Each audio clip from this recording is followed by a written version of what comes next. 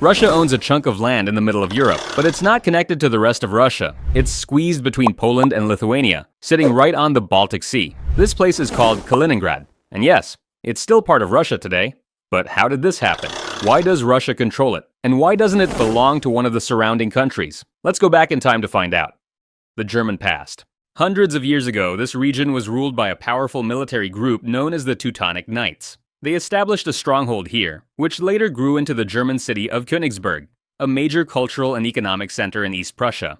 For centuries, it was proudly and unmistakably German, but everything changed after World War II. After the war.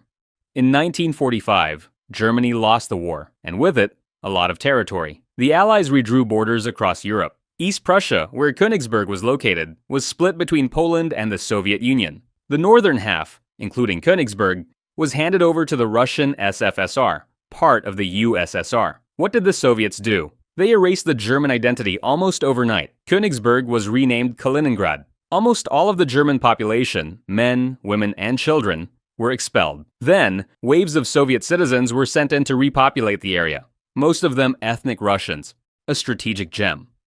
So why did the Soviets even want this land in the first place? Simple: power and access. Kaliningrad sits on the Baltic Sea. Unlike many Russian ports that freeze in winter, Kaliningrad stays ice-free year-round. That made it perfect for shipping, trade, and, more importantly, military operations.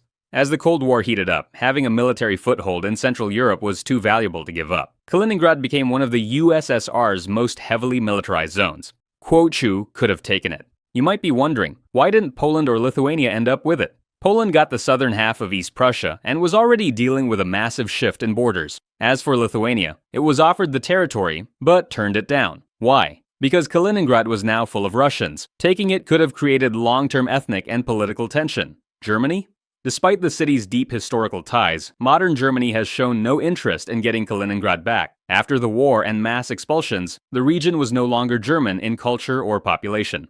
Today's Kaliningrad. After the Soviet Union collapsed in 1991, Kaliningrad stayed with Russia, even though it's now totally cut off by independent countries. It became an exclave, a part of a country surrounded by others. So, why does Russia still hold on to it? Because Kaliningrad is a goldmine of strategic value. It's a key naval base for the Russian Baltic Fleet, a launch point for missiles, and a pressure point against NATO forces in the region. Plus, it gives Russia a permanent seat at the table in the heart of Europe. Kaliningrad today is as Russian as any other Russian city. Its streets, language, and people reflect decades of Soviet and Russian presence. But the weird geography still raises eyebrows. It's a modern remnant of 20th century wars, redrawn borders, and global politics. And while it might look out of place on a map, to Russia, it's a piece of land too important to let go. And thanks for watching.